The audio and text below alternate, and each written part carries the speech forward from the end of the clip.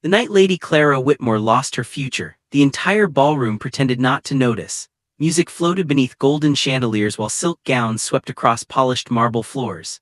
Gentle laughter echoed through the grand hall of Blackthorn Manor, elegant and effortless as though the world itself had never known hardship.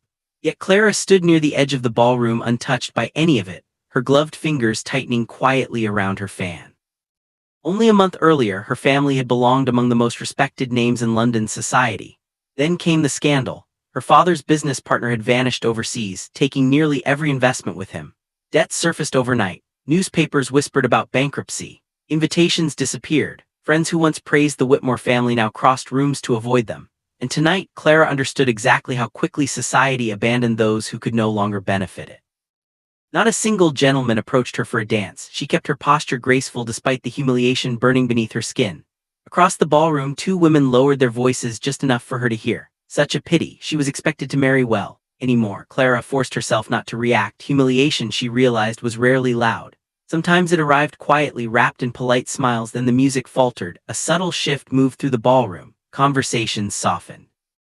Guests straightened instinctively.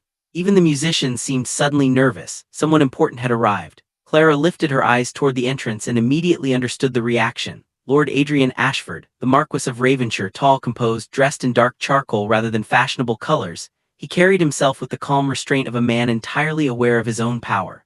Unlike other noblemen who sought attention, Adrian seemed almost detached from it, as though society bored him. Which only made people watch him more. Rumors followed him everywhere: cold-hearted, unreachable, dangerously intelligent, a man who trusted no one. He acknowledged greetings with little more than a nod as he crossed the ballroom. Mothers subtly pushed daughters into his path. Young women brightened hopefully when he passed. He ignored all of them. Then unexpectedly his gaze settled on Clara. For one strange moment the noise around her seemed distant. She looked away first. Surely he had only glanced in her direction by accident, but then his footsteps approached. Lady Clara. Voice was deep and controlled, carrying easily above the music without needing volume. She looked up carefully. Up close he appeared even more intimidating. His expression revealed almost nothing, yet there was something unsettling about the way he observed people, as though he noticed truths others missed. "Lord," she answered softly. His silver-gray eyes moved briefly toward the untouched dance floor beside her. "You have not danced this evening." Was not phrased as sympathy. Clara managed a faint smile. "It appears my company has lost value rather suddenly." Something flickered behind his calm expression, not amusement, something quieter. Then, without warning, he extended his hand. "Walk with me." Nearby conversations stopped almost instantly. Clara hesitated, not because she wished to refuse, but because every person in the ballroom was starring. Yet refusing him publicly would create even greater scandal. Carefully, she placed her hand in his. The crowd parted as he guided her away from the ballroom toward the glass conservatory overlooking the gardens. Moonlight spilled through towering windows, silvering the marble floor beneath their feet. Only once they were alone did Clara finally breathe properly. "You have rescued me from becoming tonight's entertainment," she said lightly. "I dislike cruel audiences," Adrian replied. There was no softness in his voice, only honesty. Clara studied him quietly. "Most men prefer avoiding ruined families altogether. They prefer protecting themselves," he corrected calmly. "And you do not." His gaze rested on her for several seconds. "I rarely care what society prefers." Answer unsettled her more than she expected. Outside, rain tapped gently against the glass roof of the conservatory. For a moment neither spoke. Then Adrian said something that changed her life entirely. "I would like to propose an arrangement." Clara blinked softly. "An arrangement? Marriage?" The words stole the air from her lungs. She stared at him in complete disbelief. Adrian remained perfectly calm. "This would benefit us both," he continued. "Your family name would recover, your sisters would remain accepted within society, the Whitmore estate would survive." Could barely process his words.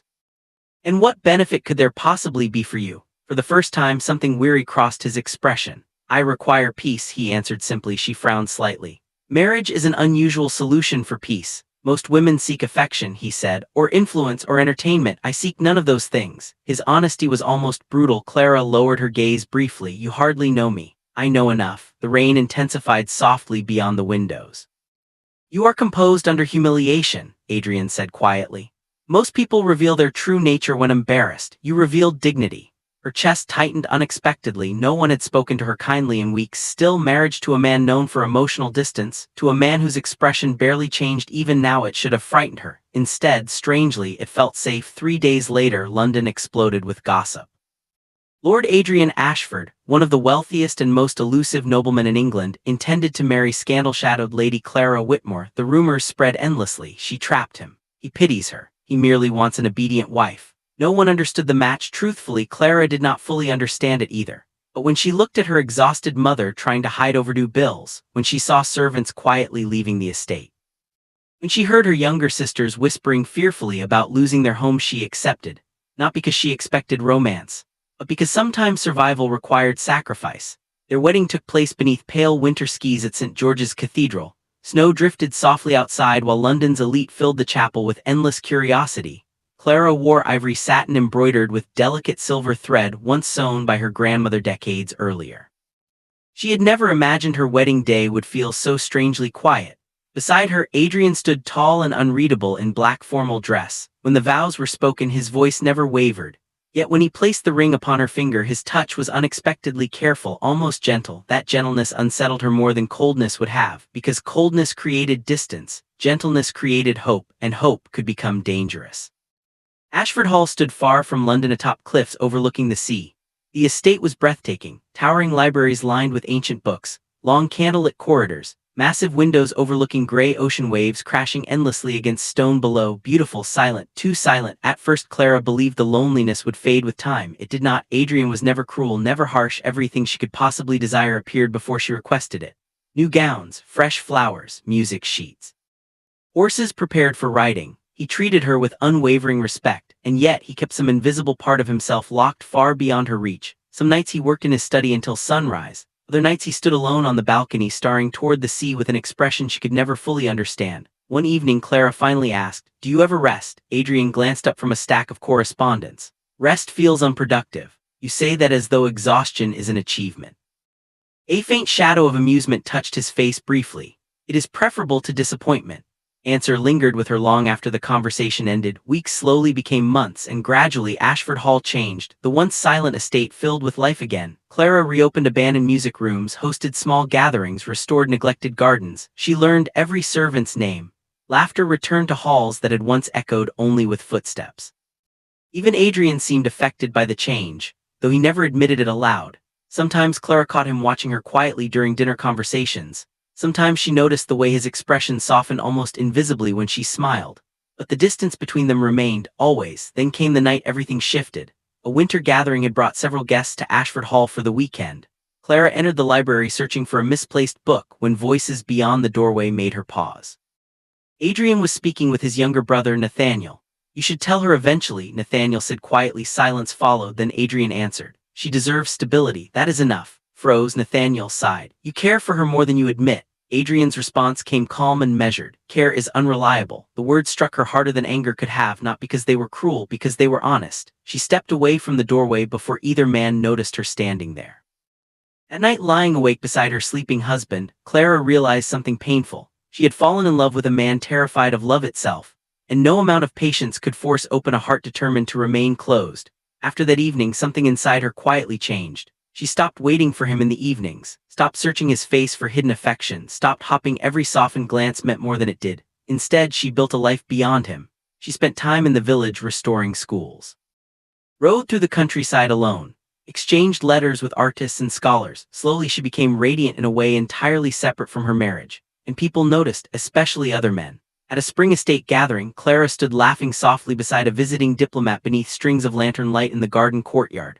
From across the terrace, Adrian watched silently. The diplomat leaned closer. Clara smiled. Something unfamiliar tightened painfully inside Adrian's chest. Jealousy, sharp, immediate, unwelcome. Before realizing what he was doing, he crossed the courtyard toward them.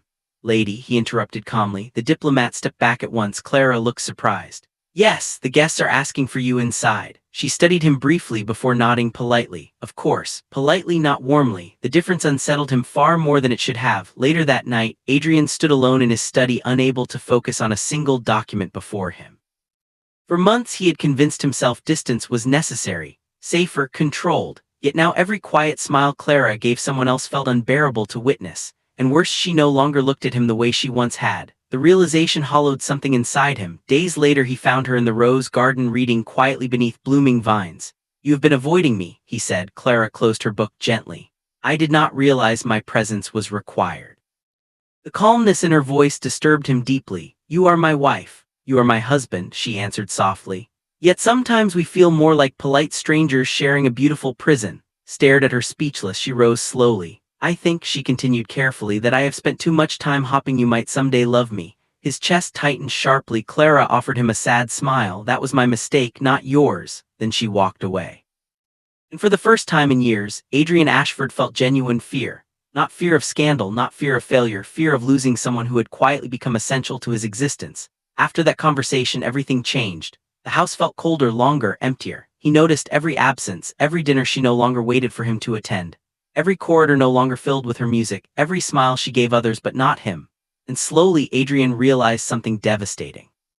Clara had once loved him openly, patiently, completely, and he had responded with caution instead of honesty. One rainy evening he entered the music room and found her seated alone at the piano. Soft, melancholy notes drifted through candlelight. She stopped playing when she noticed him. "I did not hear you enter." "You play beautifully," he said quietly. Clara lowered her gaze. "Music is easier than conversation." Something about the sadness in her voice finally broke through the walls he had spent years building around himself. "You believe I cannot love you," he said. She remained silent several seconds, then answered honestly, "I believe you do not know how." The truth pierced straight through him. Adrian looked toward the rain streaking the tall windows. "My father believed affection weakened men," he admitted quietly. "He taught us restraint before kindness, silence before vulnerability, listened without interrupting. I spent most of my life convincing myself distance was strength." His voice lowered. "Then you arrived here and filled every empty room without trying." Emotion tightened painfully in his chest. "When you stopped smiling at me," he swallowed hard, "I realized how much of my happiness had become tied to yours." Clara's eyes softened slightly, but pain still lingered there. "Understanding someone is not the same as loving them," she whispered. Adrian admitted. "But losing you made me understand what love truly is." Filled the room. Rain tapped softly against glass. Then Clara spoke words that turned his blood cold. "My aunt has invited me to stay in Florence for the summer." Stared at her. "You intend to leave England?" "I think I need distance," she answered gently. "From this house, from waiting for things that may never exist." That night Adrian did not sleep. For the first time in his carefully controlled life, nothing inside him felt steady. The following week became unbearable. Servants packed Clara's trunks. Travel arrangements filled the halls. Every sound felt like a countdown. And Adrian realized with growing horror that he might truly lose her. On the morning of her departure, fog rolled heavily across the cliffs surrounding Ashford Hall. Clara descended the staircase wearing a pale gray traveling coat, beautiful, calm, distant. A carriage waited outside. Adrian stood near the entrance, unable to ignore the panic building inside his chest. Clara approached quietly. "Thank you for your kindness," she said softly. Kindness, the word felt unbearable, as though she were speaking to a courteous acquaintance instead of the man who loved her desperately. She turned toward the door, and suddenly Adrian could not remain silent another second. "Clara," she stopped. His voice shook slightly when he spoke again. "Please do not leave believing you were unloved here." Slowly she faced him. For the first time since their marriage, all composure vanished from his expression. Adrian stepped closer. "When I married you, I believed companionship would be enough." His breathing unsteady. "Then you became the center of every part of my life before I even realized it was happening." Clara's eyes shimmered with emotion. "I began measuring my days by your laughter," he continued quietly. "By whether you looked happy when I entered a room." His voice nearly broke. "And when you stopped looking at me with hope, this house became unbearable." A tear slipped down Clara's cheek. Adrian moved closer carefully, like a man terrified she might disappear if he reached too quickly. "I love you," he whispered. "Completely, terribly, more than I understood, until the thought of losing you made everything else feel meaningless." For several seconds neither moved. Only the distant sound of ocean waves echoed beyond the fog. Then Clara asked softly, "Why did it take almost losing me for you to say it?" Pain crossed his face. "Because you were the first person who ever made vulnerability feel worth surviving." Her expression crumbled. Then, slowly, gently, she placed her hand against his chest. "I never needed perfection," she whispered through tears. "Only truth." Relief broke across his face with almost heartbreaking intensity. Adrian pulled her carefully into his arms, and this time she held him back. Outside, the carriage waited forgotten beneath the fog, and inside Ashford Hall, a man who had spent his entire life fearing love finally understood something no power or title could protect him from. The heart becomes weakest only when it finally finds the one thing it cannot bear to lose.